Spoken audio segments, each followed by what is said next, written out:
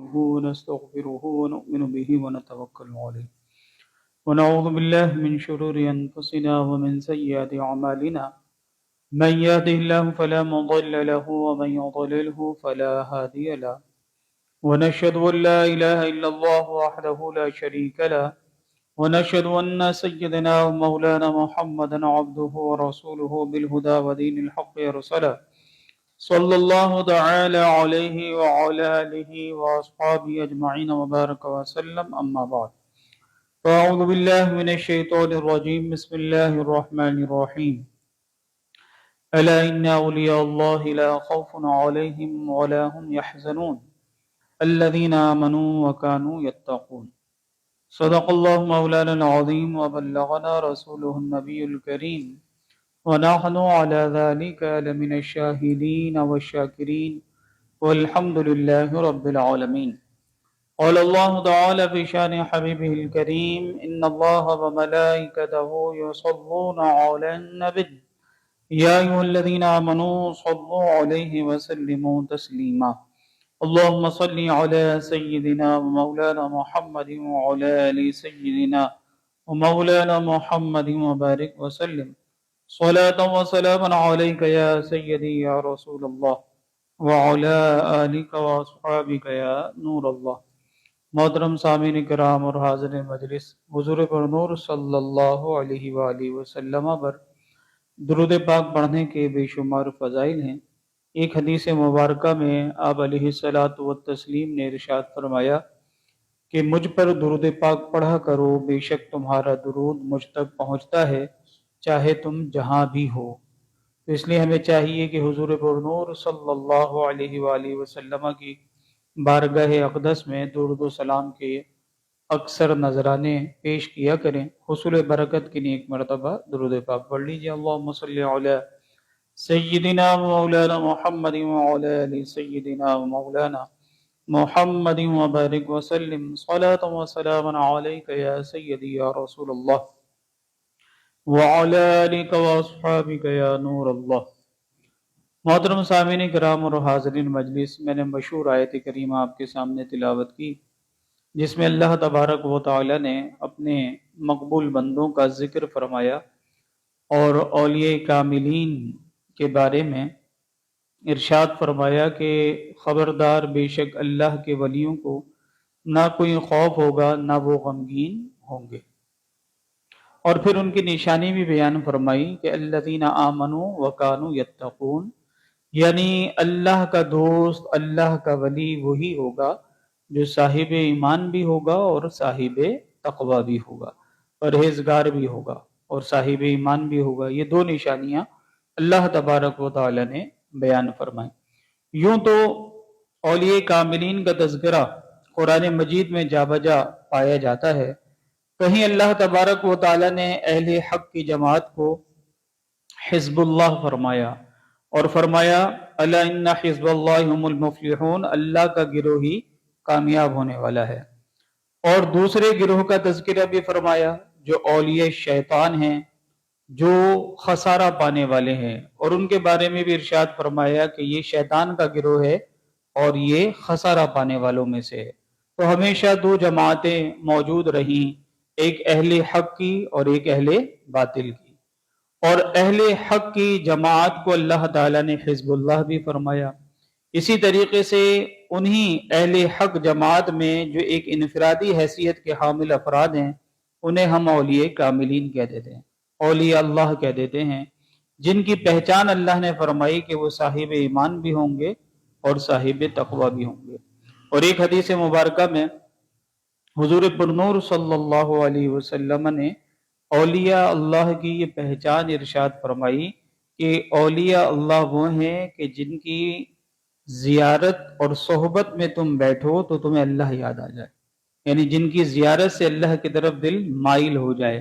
توجہ اللہ ہو جائے، اللہ کی جانب انسان متوجہ ہو جائے اور علائق دنیا سے اپنے آپ کو کاٹ کر اللہ تبارک و تعالیٰ کی یاد کی جانب مائل ہو جائے، تو وہ اولیاء اللہ ہیں کہ جن کی صحبت میں بیٹھ کے اللہ یاد آ جاتا ہے، جن کی صحبت میں بیٹھ کے فکر آخرت تیز ہو جاتی ہے۔ جیسا کہ حدیث مبارکہ کے اندر ایک روایت میں آیا کہ اولیاء اللہ گویا وہ لوگ ہیں کہ جن کی صحبت میں جب تم بیٹھو تو تمہیں اللہ تبارک و تعالیٰ کی یاد غالب ہو اور آخرت کی جانب تمہاری فکر مبذول ہو جائے، کہ جن کی بارگاہ میں بیٹھیں تو دنیا بھول جائیں، ہمیں اللہ یاد آنے لگ جائے۔ انہی اولیاء کاملین میں سے ایک مرد قلندر حضرت سیدنا خواجہ غریب نواز سید معین الدین حسن سنجری چشتی اجمیری رحمت اللہ تعالی علیہ ہیں۔ آپ ہی کی سیرت سے متعلق کچھ باتیں آج ہم سنیں گے۔ آپ 53 سن ہجری بمطابق 1142 عیسوی میں سجستان یا سیستان کے علاقے سنجر میں پیدا ہوئے۔ آپ رحمت اللہ تعالی علیہ کا اسم گرامی حسن ہے اور آپ نجیب الطرفین ہیں، یعنی والد اور والدہ دونوں کی جانب سے آپ سید ہیں، یعنی حسنی اور حسینی سید ہیں۔ آپ کے القابات بہت زیادہ ہیں، مگر مشہور اور معروف القابات میں معین الدین، خواجہ غریب نواز، سلطان الہند، وارث النبی اور مشہور زمانہ لقب عطائے رسول ہے۔ آپ کا سلسلہ نسب سید معین الدین حسن بن سید غیاث الدین حسن بن سید نجم الدین طاہر بن سید عبدالعزیز ہے۔ آپ رحمت اللہ تعالی علیہ کے والد ماجد سیدنا غیاث الدین رحمت اللہ تعالی علیہ، جن کا شمار سنجر کے امراء اور رؤساء میں ہوتا تھا، انتہائی متقی، پرہیزگار، اللہ کو یاد کرنے والے، اکثر عبادت میں مشغول رہنے والے، ریاضات کو سر انجام دینے والے، نیک سیرت افراد تھے۔ آپ کی والدہ ماجدہ بھی بڑی نیکوکار تھی۔ جب سیدنا غریب نواز رحمت اللہ تعالی علیہ کی عمر مبارک 15 سال کی ہوئی تو والد محترم کا وصال پر ملال ہو گیا۔ پھر وراثت میں آپ کو ایک باغ اور ایک پن چکی ملی۔ آپ رحمت اللہ تعالی علیہ نے اسی کو اپنا ذریعہ معاش بنایا، خود ہی باغ کی نگہبانی کرتے اور درختوں کی آبیاری اپنے ہاتھ سے فرمایا کرتے تھے۔ ایک روز سیدنا خواجہ غریب نواز رحمت اللہ تعالی علیہ باغ میں حسب معمول اپنے پودوں کو پانی دے رہے تھے کہ ایک مجذوب بزرگ سیدنا ابراہیم قندوزی رحمت اللہ تعالی علیہ باغ میں تشریف لائے۔ یہ حالت جذب والے بزرگ تھے، بظاہر اپنے ہوش و حواس میں نظر نہیں آتے تھے۔ جو ہی سیدنا خواجہ معین چشتی اجمیری رحمت اللہ تعالی علیہ کی نظر اللہ کے اس مقبول بندے پر پڑی تو فوراً دوڑے اور سلام عرض کر کے دست بوسی کی اور نہایت ہی ادب و احترام کے ساتھ انہیں درخت کے سائے میں بٹھایا۔ پھر ان کی خدمت میں انتہائی عاجزی کے ساتھ انگوروں کا ایک خوشہ پیش کیا اور دو زانوں بیٹھ گئے، باادب ہو کے بیٹھ گئے ان بزرگ کی بارگاہ میں۔ اللہ کے ولی کو اس نوجوان کا انداز بھا گیا، خوش ہو کر کھلی یعنی تل یا سرسوں کا پھوک کا ایک ٹکڑا چبا کر آپ رحمت اللہ تعالی علیہ کے منہ میں ان بزرگ نے ڈال دیا۔ کھلی کا ٹکڑا جو ہی حلق سے نیچے اترا، آپ رحمت اللہ تعالی علیہ کے دل کی کیفیت یکدم بدل گئی اور دل سے دنیا کی محبت اچاٹ ہوئی۔ پھر آپ رحمت اللہ تعالی علیہ نے باغ، پنچکی اور سارا ساز و سامان بیچ کر اس کی قیمت فقراء اور مساکین کے اندر تقسیم فرما دی اور حصول علم دین کی خاطر راہ خدا کے آپ مسافر بن گئے۔ معلوم یہ ہوا کہ خواجہ غریب نواز رحمت اللہ تعالی علیہ کو ظاہری اسباب سے دیکھیں تو اللہ تبارک و تعالیٰ کے مقبول بندے، اللہ کے ولی کے ادب و احترام کا یہ صلہ ملا کہ اللہ تبارک و تعالیٰ نے آپ کو علم کی توفیق بھی عطا فرمائی اور آپ کو ولایت کا تاج بھی عطا فرمایا۔ چنانچہ بزرگان دین رحمہم اللہ علیہم اجمعین با ادب ہوتے ہیں، اسی لیے احادیث طیبہ میں بھی ہمیں بزرگوں کا ادب کرنے کا حکم دیا گیا اور یہ سکھایا گیا کہ ہم اپنے بزرگوں کا ادب کریں۔ چنانچہ نبی پاک علیہ الصلوۃ والسلام نے ارشاد فرمایا، اے انس، بڑوں کا ادب و احترام کیا کرو اور تعظیم و توقیر کیا کرو اور چھوٹوں پر شفقت کرو، تم جنت میں میری رفاقت کو پالو گے۔ تو اس لیے بزرگوں کے اندر یہ چیز موجود رہی، جنہیں اللہ تعالیٰ نے بزرگی عطا فرمائی کہ وہ باادب رہے۔ تو اب دیکھیے خواجہ معین چشتی اجمیری نے ایک بزرگ مجذوب کا ادب کیا، تو ان کی برکت انہیں یہ نصیب ہوئی کہ ان کی دل کی دنیا اچاٹ ہوئی اور یہ راہ خدا کے مسافر بن گئے اور علم دین انہوں نے حاصل کرنا شروع کیا۔ نبی پاک علیہ الصلوۃ والسلام کا ایک فرمان علی شان بھی ہماری رہنمائی کرتا ہے۔ آپ نے فرمایا جس نے ہمارے چھوٹوں پہ رحم نہ کیا اور ہمارے بڑوں کی تعظیم نہ کی وہ ہم میں سے نہیں ہے۔ اس لیے والدین آپ دیکھیں ابتدائی بچے کی جب ابتدائی عمر ہوتی ہے، سمجھداری کی عمر کی جانب جب وہ قدم بڑھاتا ہے، لڑکپن میں ہوتا ہے، تو 5 سال 4 سال 7 سال کا جب بچہ ہو جاتا ہے اسے ادب و احترام سکھاتے ہیں، بزرگوں کا ادب سکھایا جاتا ہے، ہاتھ ملانے کا طریقہ سکھاتے ہیں، بیٹھنے کے آداب سکھاتے ہیں، اور بزرگوں کے بارگاہ میں کس طرح مؤدب رہنا چاہیے والدین یہ سکھایا کرتے ہیں۔ یہ اسی لیے ہے تاکہ جب بچے باادب ہوں گے تو بزرگوں کی شفقت بھی انہیں ملے گی، اور نہ صرف بزرگوں کی شفقت ملے گی بلکہ ان کی نظر کرم میں بھی وہ رہیں گے۔ نبی پاک علیہ السلام نے فرمایا جو جوان کسی بوڑھے کا اس کی عمر کی وجہ سے اکرام کرے اس کے بدلے میں اللہ تعالیٰ کسی کے ذریعے اس کی عزت افزائی فرماتا ہے۔ یعنی آج اگر ہم بزرگوں کا ادب کرتے ہیں تو اس بزرگی کی ادب کی وجہ سے اللہ تبارک و تعالیٰ اگر ہمیں بڑھاپے کی دہلیز نصیب ہوئی تو اللہ تعالیٰ ایسے افراد کو ہمارے لیے متعین فرما دے گا جو ہماری کبر سنی کے اندر ہماری عزت افزائی کیا کریں گے، تعظیم کریں گے۔ کر بھلا ہو بھلا، با ادب با نصیب ہوتا ہے۔ تو خواجہ معین چشتی اجمیری رحمت اللہ تعالی علیہ مجذوب بزرگ کی تعظیم اور توقیر بجا لائے تو اللہ تبارک و تعالی نے آپ کو گویا ولایت کا تاج عطا فرمایا۔ سیدنا خواجہ معین چشتی اجمیری رحمت اللہ تعالی علیہ نے 15 سال کی عمر میں حصول علم کے لیے سفر اختیار کیا۔ آپ سمرقند گئے، سیدنا مولانا شرف الدین رحمت اللہ تعالی علیہ کی بارگاہ میں زانو تلمذ طے کیا اور باقاعدہ تعلیم کا آغاز کیا۔ پہلے آپ نے قرآن مجید حفظ کیا، جو پرانا طریقہ تعلیم بزرگوں کا چلا آ رہا ہے کہ وہ پہلے قرآن مجید ناظرہ نہیں پڑھا تو ناظرہ، اور ناظرہ کے بعد حفظ قرآن مجید کو کیا کرتے تھے، اور بعد ازاں انہی میں سے دیگر علوم آپ نے انہی بزرگ سے سیکھے۔ مگر جیسے جیسے علم سیکھتے گئے ذوق علم بڑھتا گیا، چنانچہ علم کی پیاس کو بجھانے کے لیے بخارا کا رخ کیا اور شہرہ آفاق عالم دین مولانا حسام الدین بخاری رحمت اللہ تعالی علیہ کی بارگاہ میں آپ تشریف لے گئے اور وہاں پر انہی کی شفقتوں کے سائے میں رہے، اور آپ رحمت اللہ تعالی علیہ نے تھوڑے ہی عرصے کے اندر تمام دینی علوم کی تکمیل فرما لی۔ تو گویا خواجہ صاحب نے 15 سال کی عمر میں سفر علم کو طے کیا، شروع فرمایا، آغاز فرمایا، اور اس کی تکمیل بھی بہت جلد فرما لی۔ ظاہری علوم کو آپ نے پورا سیکھا تو اللہ تبارک و تعالی نے آپ کو باطنی علوم سے بھی آگاہ فرما دیا۔ تو یہ کیسے ہوا؟ ظاہری علوم کی تکمیل۔ اس کا مطلب ہے جیسا کہ ہمارے بزرگوں نے فرمایا کہ کوئی بھی اللہ کا ولی غیر عالم نہیں ہوتا۔ اللہ تعالیٰ جس کو ولایت عطا فرماتا ہے پہلے اس کے قابل بناتا ہے، علم عطا فرماتا ہے جو ولایت کا تقاضا ہے گویا، اور علم عطا فرمانے کے بعد پھر وہ ولایت عطا فرماتا ہے۔ ایسا کبھی بھی نہیں ہوا کہ کوئی جاہل رہے اور اپنی جہالت کے ساتھ اسے ولایت مل جائے، ایسا کبھی بھی نہیں ہوا، بلکہ اللہ تعالیٰ پہلے علم عطا فرماتا ہے، اس لیے کہ علم انسان کو اللہ کی معرفت دیتا ہے۔ جب اللہ کی معرفت ہوگی تو پھر اللہ تبارک و تعالیٰ جس پہ فضل فرماتا ہے، اور یہ بھی اللہ تعالیٰ کا فیصلہ ازلی ہے، ایسا نہیں کوئی نئی ولایت مل جائے گی کسی کو، بلکہ اللہ تعالیٰ نے ازل میں فیصلہ فرما لیا تھا کہ میں کس کو اپنا مقبول بناؤں گا، کس کو اپنی ولایت کے لیے میں نے منتخب فرمانا ہے۔ وہ انتخاب تو اللہ تعالیٰ نے ازل میں ہو گیا، لیکن جب جس وقت میں جس آن میں اس کے لیے ولایت کا اظہار اللہ نے مقدر فرما دیا تھا اسی وقت میں جا کے اس کی ولایت کا اظہار بھی ہو جاتا ہے۔ جیسے خواجہ صاحب کے لیے اللہ تعالیٰ نے یہ فیصلہ ازل میں فرما لیا تھا،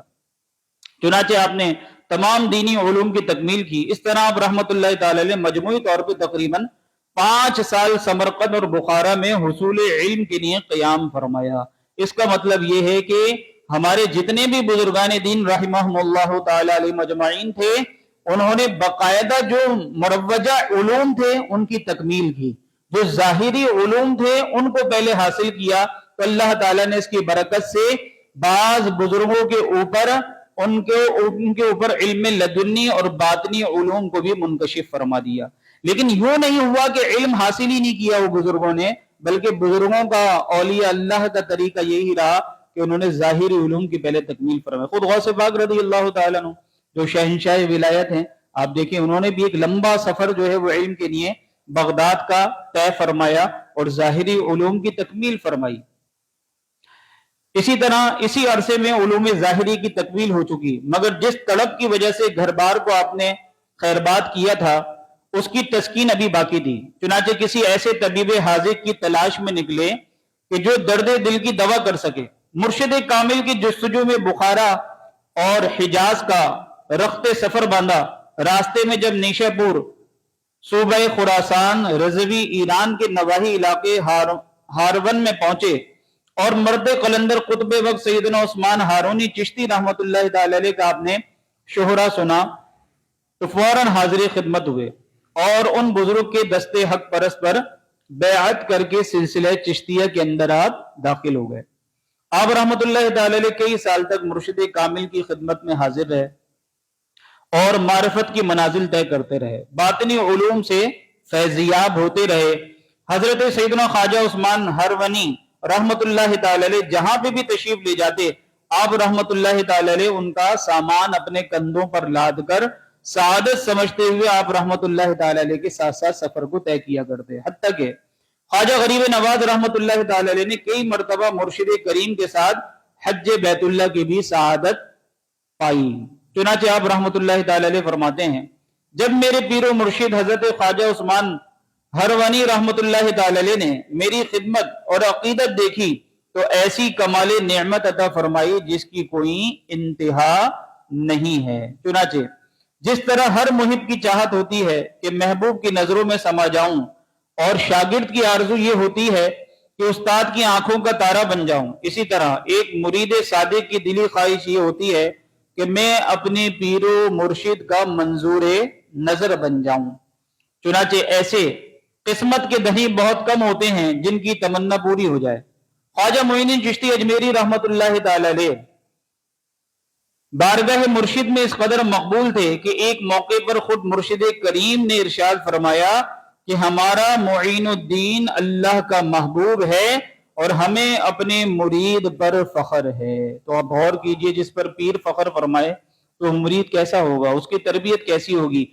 پیر کو کتنا اعتماد ہوگا اپنے اس مرید صادق کے اوپر کہ میں نے جتنی تربیت کرنی تھی کما حق کو اس کو کامل بنا دیا ہے اور اللہ کی بارگاہ کے گویا لائق بنا دیا ہے۔ اسی لیے آپ کے پیر و مرشد رحمت اللہ تعالی علیہ نے یہ ارشاد فرمایا کہ معین الدین اللہ کا محبوب ہے اور ہمیں اپنے اس مرید کے اوپر فخر ہے۔ ایک بار حج کے موقع پر سیدنا خواجہ عثمان ہرونی رحمت اللہ تعالی علیہ میزاب رحمت کے نیچے جو پڑنالہ کعبۃ اللہ شریف کے اوپر، جس پر چھت پر کعبے کی جب پانی آ جاتا ہے تو پہلے اسے وہ بہا کرتے تھا، سونے کا ایک پرنالہ بنا ہوا ہے، اسے میزاب رحمت کہتے ہیں، وہاں پر آپ تشریف لائے اور خواجہ غریب نواز رحمت اللہ تعالی علیہ کا ہاتھ پکڑ کے بارگاہ الہی میں یوں دعا کی کہ اے مولا، میرے معین الدین حسن کو اپنی بارگاہ میں تو قبول فرما لے۔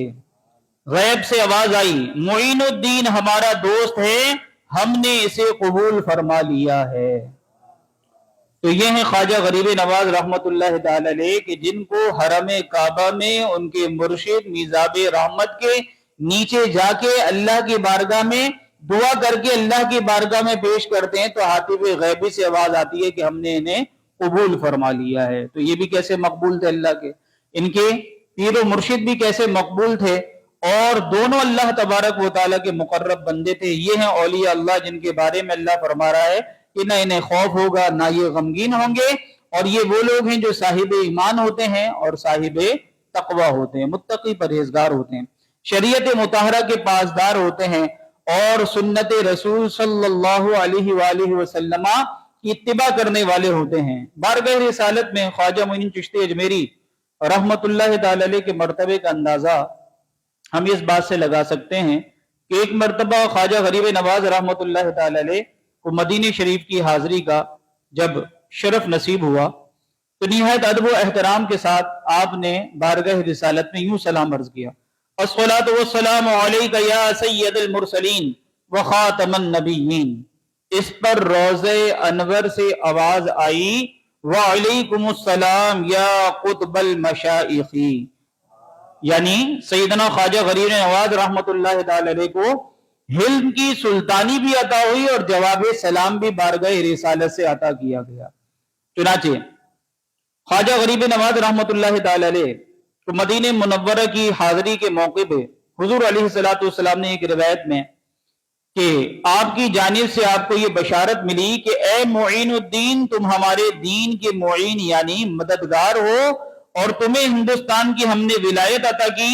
جاؤ اجمیر جاؤ، تمہارے وجود سے وہاں بے دینی دور ہوگی اور اسلام کو رونق نصیب ہوگی۔ چنانچہ یہی جذبہ لے کر پھر آپ ہندوستان تشریف لائے اور اجمیر کو آپ نے اپنا مسکن بنایا، اور پھر آپ نے وہاں رشد و ہدایت کا سلسلہ جاری و ساری فرمایا۔ آپ رحمت اللہ تعالی علیہ اس بشارت کے بعد جب روانہ ہوئے سمرقند، بخارا، عروس البلاد، بغداد شریف، نیشاپور، تبریز اور نہ جانے کہاں کہاں ہوتے ہوئے شہر اجمیر پہنچے، اور اس پورے سفر میں آپ رحمت اللہ تعالی علیہ نے سینکڑوں اولیاء کاملین کی زیارت کا شرف حاصل فرمایا۔ چنانچہ آپ رحمت اللہ تعالی علیہ بغداد معلیٰ میں سیدنا غوث اعظم معین الدین عبد القادر جیلانی رحمت اللہ تعالی علیہ کی خدمت میں حاضر ہوئے، اور 5 ماہ تک بارگاہ غوثیت میں آپ نے اکتساب فیض فرمایا۔ تبریز میں شیخ بدر الدین ابو سعید تبریزی رحمت اللہ تعالی علیہ کی بارگاہ سے آپ نے علم کی معراج کو پایا۔ اسی طرح اصفہان میں شیخ محمود اصفہانی رحمت اللہ تعالی علیہ کے پاس حاضر ہوئے۔ خرقان میں شیخ ابو سعید ابو الخیر خواجہ ابو الحسن خرقانی رحمت اللہ تعالی علیہ کے مزارات کی آپ نے زیارت کی۔ استر آباد میں علامہ شیخ ناصر الدین استر آبادی رحمت اللہ تعالی علیہ سے قصب فیض کیا۔ ہر رات میں شیخ الاسلام امام عبداللہ انصاری رحمت اللہ تعالی علیہ کے مزار کی زیارت کی، اور بلخ میں شیخ احمد خضرویہ رحمت اللہ تعالی علیہ کی خانقاہ کے اندر آپ نے قیام فرمایا۔ سفر ہند کے دوران جب سیدنا خواجہ غریب نواز رحمت اللہ تعالی علیہ کا گزر علاقہ سبزوار خراسان رضوی ایران سے ہوا، تو آپ رحمت اللہ تعالی علیہ نے ایک باغ میں قیام فرمایا جس کے درمیان میں خوش نما حوض بنا ہوا تھا۔ یہ باغ حاکم سبزوار کا تھا جو بہت ہی ظالم بد مذہب شخص تھا۔ اس کا معمول تھا کہ جب بھی باغ میں آتا تو شراب پیتا، نشے میں دھت ہوتا، خوب شور و غل مچاتا۔ آپ رحمت اللہ تعالی علیہ نے حوض سے وضو فرمایا اور نوافل ادا کرنے لگے۔ محافظوں نے اپنے حاکم کی سخت گیری کا حال آپ سے عرض کیا اور درخواست کی کہ آپ یہاں سے تشریف لے جائیے کہ اس کو اگر پتہ چل گیا، اس نے دیکھ لیا تو آپ کو تکلیف پہنچائے گا۔ آپ رحمت اللہ تعالی علیہ نے فرمایا کہ اللہ میرا حافظ اور نگہبان ہے۔ اسی دوران حاکم باغ میں داخل ہوا اور سیدھا حوض کی طرف آیا۔ اپنی عیش و عشرت کی جگہ پر ایک اجنبی درویش کو دیکھا تو آگ بگولا ہو گیا، اور اس سے پہلے کہ وہ کچھ کہتا، آپ رحمت اللہ تعالی علیہ نے ایک ایسی نظر ڈالی کہ اس کی کایا ہی پلٹ گئی۔ حاکم آپ رحمت اللہ تعالی علیہ کی نظر جلالت کی تاب نہ لا سکا اور بے ہوش ہو کر زمین پر گر پڑا۔ خادموں نے منہ پر پانی کے چھینٹے مارے۔ جو ہی ہوش آیا فوراً آپ رحمت اللہ تعالی علیہ کے قدموں میں گر کر بد مذہبیت اور گناہوں سے تائب ہو کر آپ کے دستے مبارک پر بیعت ہو گیا۔ پیر و مرشد خواجہ غریب نواز رحمت اللہ تعالی علیہ نے اس پر کوشش فرمائی، اس نے ظلم و جور سے جمع کی ہوئی ساری دولت اصل مالکوں کو واپس لوٹا دی، اور آپ رحمت اللہ تعالی علیہ کی صحبت کو لازم پکڑ لیا۔ آپ رحمت اللہ تعالی علیہ نے کچھ ہی عرصے میں اسے فیوز باطنی سے مالا مال کر کے خلافت عطا فرمائی، اور پھر آپ وہاں سے رخصت ہے۔ یہ ہے اولیاء کاملین کہ جن کی ایک نگاہ پڑ جائے تو دل کی دنیا پلٹ جاتی ہے۔ یہ ہیں وہ اولیاء اللہ جن کے بارے میں نبی پاک علیہ السلام فرما رہے ہیں کہ اللہ کے اولیاء وہ ہیں کہ جن کی زیارت کرو تو تمہیں اللہ یاد آ جائے، جن کی صحبت میں بیٹھو تو تمہیں فکر آخرت نصیب ہو جائے، تم آخرت کی جانب اپنے مائل ہو جاؤ، تمہاری توجہ آخرت کی جانب ہو جائے، گویا تمہاری توجہ قبر کی جانب مائل ہو جائے، میدان محشر کی جانب مائل ہو جائے، میزان عمل کی جانب مائل ہو جائے، پل صراط کی جانب مائل ہو جائے، اور اسی طریقے سے تم اس چیز کو آخرت کو اپنی نظروں سے ایسا مشاہدہ کرو گویا کہ وہ تمہارے بالکل قریب ہے اور سامنے آنے والی ہے۔ اس لیے نبی پاک علیہ السلام نے اولیاء کاملین کی نشانیاں بیان فرمائی جو خواجہ غریب نواز رحمت اللہ تعالی علیہ میں بدرجہ اتم موجود، یہی بزرگوں کا طریقہ رہا ہے۔ پیری مریدی کا اس کے سوا اور کوئی بھی معمول اور مقصود نہیں تھا کہ لوگوں کو اللہ سے جو ان کا تعلق کمزور ہے یا ٹوٹا ہوا ہے تو اس خلق خدا کا تعلق اللہ سے قائم کر دیا جائے، اور جن کا کمزور ہے ان کا تعلق مضبوط کر دیا جائے، جو غفلت کے پردوں میں پڑے ہوئے ہیں انہیں خواب غفلت سے بیداری عطا کر کے انہیں اللہ تبارک و تعالیٰ کی بارگاہ کا حاضر باش بنا دیا جائے کہ وہ راتوں کے قیام کرنے والے بن جائیں اور دن کے اندر اللہ تبارک و تعالیٰ کو یاد کرنے والے بن جائیں، گویا وہ ہمتن اللہ تبارک و تعالیٰ کی جانب توجہ کرنے والے بن جائیں، یعنی ان کی زندگی کا کوئی بھی لمحہ اللہ کی یاد سے غافل نہ رہے۔ تو گویا اولیاء کاملین کی صحبت کی یہ برکت ہوتی تھی کہ جو ان کی صحبت میں آ جاتا تھا تو وہ گناہوں سے تائب ہو جاتا تھا اور اللہ تبارک و تعالیٰ کی جانب گویا کہ وہ مائل ہو جایا کرتا تھا۔ اسی سفر میں آپ رحمت اللہ تعالی علیہ نے مشہور زمانہ بزرگ حضرت داتا گنج بخش سید علی حجویری رحمت اللہ تعالی علیہ کے مزار پر انوار پر حاضری دی، بلکہ مراقبہ بھی فرمایا، اور حضرت سیدنا داتا گنج بخش علی حجویری رحمت اللہ تعالی علیہ کا خصوصی فیض حاصل کیا۔ مزار پر انوار سے رخصت ہوتے وقت داتا گنج بخش علی رحمہ کی عظمت و فیضان کا بیان آپ نے اس شعر میں سمو دیا کہ گنج بخش فیض عالم مظہر نور خدا، ناقصارا پیر کامل کاملارا رہنما، یعنی گنج بخش داتا علی حجویری کا فیض سارے عالم پر جاری ہے اور آپ نور خدا کے مظہر ہیں۔ آپ کا مقام یہ ہے کہ راہ طریقت میں جو لوگ ناقص ہیں ان کے لیے آپ پیر کامل ہیں، اور جو خود پیر کامل ہیں ان کے لیے بھی آپ رہنما کی حیثیت رکھتے ہیں۔ چنانچہ داتا علی حجویری رحمت اللہ تعالی علیہ سے آپ نے خوب فیض پایا۔ سیدنا خواجہ غریب نواز رحمت اللہ تعالی علیہ کے شب و روز کے معمولات کو اگر ہم دیکھیں تو ساری رات آپ عبادت میں مشغول رہا کرتے تھے، حتیٰ کہ عشاء کے وضو سے نماز فجر بھی آپ ادا فرماتے، اور تلاوت قرآن مجید سے آپ کو اتنا شغف تھا کہ دن میں 2 کلام مجید آپ ختم فرما لیا کرتے تھے، اور دوران سفر بھی آپ قرآن مجید کی تلاوت کو جاری و ساری رکھا کرتے تھے۔ تو اولیاء کاملین کی آپ جب سوانح حیات پڑھیں گے، وہ غوث پاک ہوں یا معین چشتی اجمیری ہوں یا خواجہ بختیار کاکی ہوں یا نظام الدین اولیاء ہوں یا داتا علی حجویری ہوں یا جناب اور دیگر ہمارے بزرگان دین ہوں، سب میں یہ وصف مشترک ملے گا آپ کو کہ وہ تلاوت قرآن مجید کو پابندی سے کرنے والے ہوں گے، اس لیے کہ تلاوت قرآن مجید دلوں کے زنگ کے دور کرنے کا ذریعہ ہے، اور تلاوت قرآن مجید دل میں نورانیت کے پیدا کرنے کا ایک عظیم ذریعہ ہے۔ اس لیے اولیاء کاملین جو ہیں وہ اسے حرز جاں بنایا کرتے تھے کہ جہاں وہ تلاوت قرآن مجید دیگر عبادات کو کیا کرتے تھے، وہیں تلاوت قرآن مجید کو بھی پابندی کے ساتھ ادا فرمایا کرتے تھے۔ اس لیے بزرگوں نے فرمایا نا کہ اگر کوئی چاہے کہ وہ اللہ سے کلام کرے تو وہ نماز میں تلاوت شروع کر دے یا تلاوت کیا کرے، گویا کہ وہ اللہ سے ہم کلامی کا شرف حاصل کر رہا ہے۔ تو اس لیے بزرگان دین نے تلاوت قرآن مجید کو حرز جاں بنایا، جیسا کہ خواجہ صاحب علی رحمہ کے بارے میں بیان کیا گیا۔ اللہ والوں کی شان یہ ہے کہ وہ ظاہری زیب و آرائش کے بجائے باطنی صفائی پہ زور دیتے ہیں۔ چنانچہ آپ انتہائی سادہ لباس پہنا کرتے تھے اور گدڑیوں میں اللہ کے لال ہوتے ہیں۔ چنانچہ آپ بڑی ہی سادگی کے ساتھ بسا اوقات پیون لگا ہوا کپڑا پہنتے، خود ہی سی لیا کرتے، اور پیون بھی اسی کلر کے کپڑے کا نہیں ہوتا بلکہ دوسرے کلر کا لگا لیتے اور اس کو کوئی معیوب نہیں سمجھتے۔ اتنی سادہ زندگی آپ نے بسر فرمائی۔ آپ رحمت اللہ تعالی علیہ کا ایک وصف یہ تھا جو اولیاء کرام کا مشترک وصف ہے کہ پڑوسیوں کا خیال فرماتے، ان کی خبرگیری فرماتے۔ اگر کسی پڑوسی کا انتقال ہو جاتا تو آپ اس کے جنازے میں تشریف لے جاتے، اس کی تدفین کے بعد جب لوگ واپس ہو جاتے تو آپ تنہا اس کی قبر کے پاس تشریف فرما ہو کے اس کے حق میں دعائے مغفرت اور دعائے نجات فرماتے،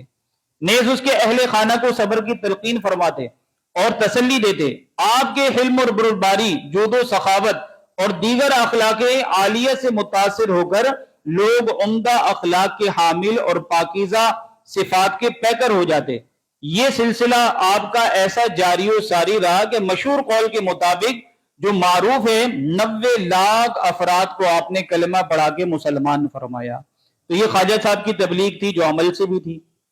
جو قول سے بھی تھی، جو حال سے بھی تھی۔ اپنے عمل کے ذریعے بھی آپ نے تبلیغ فرمائی، اخلاق حسنہ کے ذریعے بھی آپ نے تبلیغ فرمائی، اور قول کے ذریعے بھی، قرآن و حدیث کی اشاعت کے ذریعے بھی آپ نے لوگوں کی اصلاح فرمائی۔ غیر مسلم آپ کی بارگاہ میں آتے، آپ کی زیارت کرتے اور وہ اللہ تبارک و تعالیٰ اس کے رسول پر ایمان لے آتے۔ یہ آپ کی زیارت کی شرف کی برکت تھی کہ جن کا ایمان اللہ تعالیٰ نے خواجہ صاحب کی برکت سے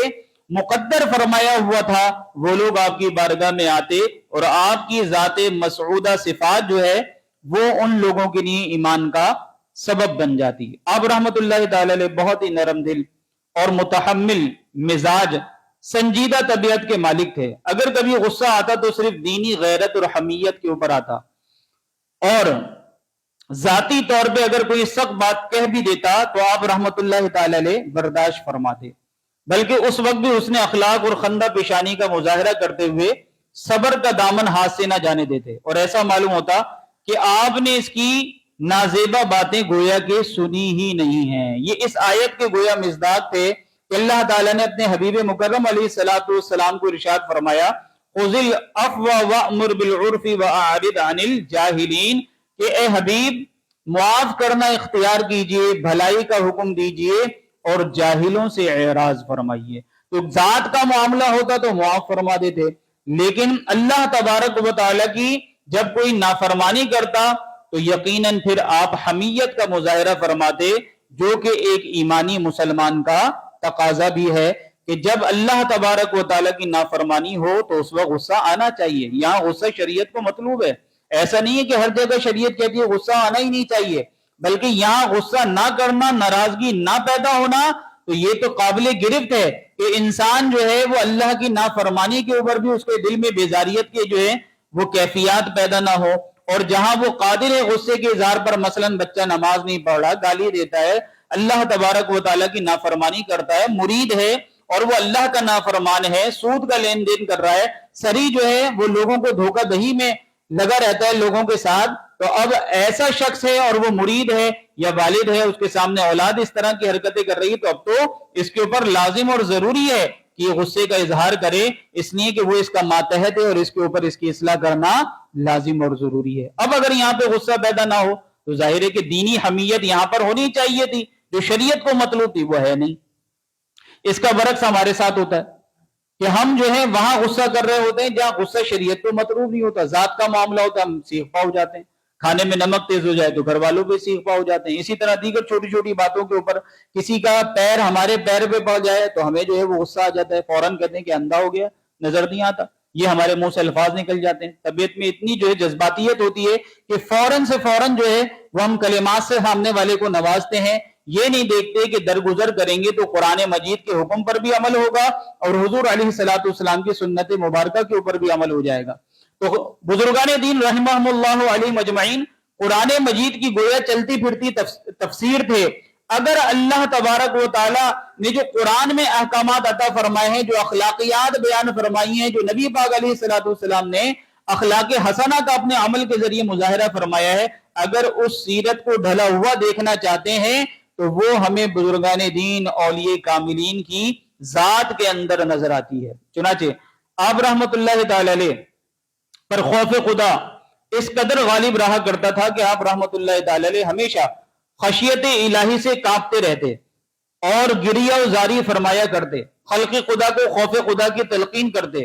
اور فرماتے، اے لوگوں اگر تم زیر خاک سوئے ہوئے لوگوں کا حال جان لو، یعنی قبر والوں کا حال جان لو، تو خوف کے مارے کھڑے کھڑے تم پگھل جاؤ، یعنی تم پہ تو ظاہر ہی نہیں ہے نا، اگر تمہیں اہل زمین کا جو زیر زمین ہے مردے ان کا حال تم پر منکشف کر دیا جائے تو تم کھڑے کھڑے اللہ کے خوف سے پگھل جاؤ گے۔ آج دیکھیے ہماری حالت کیا ہے، ہم بھی قبرستان جاتے ہیں لیکن ہمیں کوئی کیفیت طاری نہیں ہوتی، کوئی جھرجھری بھی نہیں آتی، بلکہ بعض تو اتنے جرت مند ہوتے ہیں کہ وہاں پہ بھی ٹھٹا مذاق ہنسی مذاق کر رہے ہوتے ہیں، قبروں کی تختیاں پڑیں گے، ایک دوسرے پہ مذاق کر رہے ہوں گے، اتنا عرصہ اس کو ہو گیا تمہیں بھی جانا، ہاں بھائی جانا اتنا آسان سمجھا ہوا ہے، جانا ہے، یہ تو آنکھ ابھی کھلی ہوئی ہے، بظاہر یہ بند ہے، حقیقتاً یہ بند ہے، بظاہر کھلی ہوئی ہے، لیکن جب مر جائیں گے تو حقیقتاً آنکھ کھلے گی باطن کی، اور وہ اتنا کٹھن معاملہ ہے کہ اب وہ عمل کا سلسلہ بند ہو چکا، اب تو جو کیا ہے وہی بھگتنا ہے۔ اس لیے خواجہ صاحب علی رحمہ نے اپنے مریدین کی گویا اس طرح اصلاح فرمائی کہ ان پر بھی خوف و خشیت کا معاملہ واضح ہو جائے تو ان کو پند و نصیحت کے لیے آپ کچھ نہ کچھ کلمات عطا فرمایا کرتے تھے۔ گویا خواجہ صاحب اللہ تبارک و تعالیٰ سے ڈرنے والے تھے، اور کیوں نہ ہو کہ جو اولیاء کاملین ہیں وہ اہل معرفت ہیں، اور جو اہل معرفت ہوتے ہیں وہی تو اہل علم ہوتے ہیں۔ اور اللہ تبارک و تعالیٰ ان علماء کے بارے میں بیان فرما رہا ہے کہ انما یخشی اللہ من عبادہ العلماء، محض اللہ کے بندوں میں سے اللہ سے ڈرنے والے کم حقہ علماء ہی ہیں، یعنی جو صاحب علم افراد ہیں، اور اولیاء اللہ سارے صاحب علم ہوتے ہیں۔ اللہ تعالیٰ کسی جاہل کو جہالت کے ساتھ ولایت عطا نہیں فرماتا، بلکہ پہلے اسے علم عطا فرماتا ہے، اس منصب کے قابل بنا دیتا ہے، اور اس کے بعد اپنی ولایت کا تاج عطا فرماتا ہے۔ تو جتنے بھی اولیاء کاملین تھے ان کا وصف مشترک تھا کہ انہوں نے ظاہری علوم کی تکمیل کی، اور اللہ تبارک و تعالیٰ نے پھر انہیں علوم باطنہ سے بھی نوازا، اور پھر انہیں اپنی ولایت کا تاج بھی عطا فرمایا۔ لہٰذا ایسے لوگوں سے اپنے آپ کو بچانا چاہیے کہ جو علم کے قریب نہیں آتے، جہالت کے اندھیروں میں رہتے ہیں، قرآن و حدیث کے قریب نہیں آتے، قرآن تک نہیں پڑھتے ہیں، کھول کے دیکھنا نصیب نہیں ہوتا ہے، نہ نمازوں کی ان کی پابندی ہوتی ہے، اور نہ ہی جناب والا وہ شریعت کے پاسدار ہوتے ہیں، لیکن وہ ایک وراثتاً جو ہے وہ پیری مریدی کا سلسلہ چلا آ رہا ہے تو وہ اس کو چلا رہے ہوتے ہیں۔ اور لوگ بھی بڑے عجیب ہیں کہ جو شریعت کا پاسدار نہیں ہے، جو شریعت کے اندر امانت دار نہیں ہے، تو وہ میرے اور آپ کے ساتھ کیسے امانت دار ہو سکتا ہے؟ کیسے ہمیں وہ اللہ تبارک و تعالیٰ کا قرب عطا فرما سکتا ہے کہ جو خود ہی ابھی قرب الہی کے منازل سے کوسوں دور ہے؟ جب وہ شریعت ہی کی راہ پہ نہیں ہے تو ہمیں وہ طریقت کی راہ پہ کیسے چلا سکتا ہے؟ تو جب شریعت کی راہ ہوگی، یہی تو طریقت کی جانب لے جانے والی ہے۔ جو شریعت کی راہ پہ نہ ہو تو وہ طریقت کے پھل کو کیسے پا سکتا ہے؟ کیونکہ فرمایا بزرگان دین نے کہ شریعت اصل ہے اور طریقت جو ہے وہ اس کی فرع ہے۔ شریعت گویا کے درخت یا اس کی جڑیں ہیں، اور طریقت اس کا پھل ہے یا اس کے پتے ہیں۔ تو پھل اسی درخت پر لگے گا کہ جس کی جڑوں کے ساتھ اس کا سلسلہ قائم ہوگا۔ تو جب سامنے والا شریعت مطہرہ کا ہی پاسدار نہیں ہے تو بتائیے وہ طریقت کا کون سا قرب الہی کا ہمیں ثمرہ دے سکتا ہے؟ کہاں ہمیں وہ اللہ تبارک و تعالیٰ کے قریب کر سکتا ہے؟ فاسق سے اللہ تعالیٰ ناراض ہوتا ہے، اور مقبول سے جو مقرب ہے، نیکوکار ہے، اللہ اس سے راضی ہوتا ہے، اس سے خوش ہوتا ہے، اسے مقام بسا اوقات قرب عطا فرماتا ہے، ولایت بھی بسا اوقات عطا فرما دیتا ہے۔ اچھا، یہ بھی ہماری عجیب سلسلہ ہے کہ جو گدی نشین ہوگا جناب والا وہ ولی ہوگا۔ ہر ایک پیر ولی تو نہیں ہوتا، ولی تو اللہ تبارک و تعالیٰ کا فیصلہ ازلی ہے، اور یہ کسبی چیز نہیں ہے کہ میں اور آپ عمل کے ذریعے حاصل کر لیں کہ ہم نیکوکار بہت زیادہ نیکوکار ہو جائے تو ہمیں ولایت ضرور ملے گی، نہیں، بلکہ یہ تو اللہ تبارک و تعالیٰ کا عطیہ ہے، عطائے الہی ہے۔ جس کو عطا فرمانا چاہتا ہے ازل میں اس نے چن لیا کہ کس کو ولی بنائے گا۔ ہاں، نیک اعمال کرنے کا ہمیں حکم ہے تاکہ قرب الہی نصیب ہو۔ ابھی اللہ تعالیٰ کی منشا ہے کہ اس نے جس کے ساتھ ولایت کا فیصلہ فرما لیا اسے وہ ولایت عطا فرما دے گا۔ یہ کوئی موری سی سلسلہ نہیں ہے کہ میں ہوں تو میرے بعد میری اولاد، اس کے بعد اس کی اولاد، اس کے بعد اس کی اولاد، اور یہ سارے ولی ہی چلیں گے۔ اگر اللہ نے چاہا ہے تو ضرور ولی بنیں گے، متقی پرہیزگار ہوں گے، لیکن اگر اللہ کا فیصلہ یہ نہیں ہے تو کوئی یہ موری سی سلسلہ نہیں ہے کہ وہ گدی نشینی اس کے اندر جو ہے وہ قائم و دائم رہے کہ وہ ولی کا بیٹا ولی ہوگا۔ ایسا کوئی سلسلہ نہیں ہے، بلکہ اللہ تبارک و تعالیٰ جس کو چاہتا ہے اس کو ولایت عطا فرماتا ہے۔ حضرت خواجہ قطب الدین بختیار کاکی رحمۃ اللہ تعالی علیہ اپنے پیر و مرشد خواجہ غریب نواز رحمۃ اللہ تعالی علیہ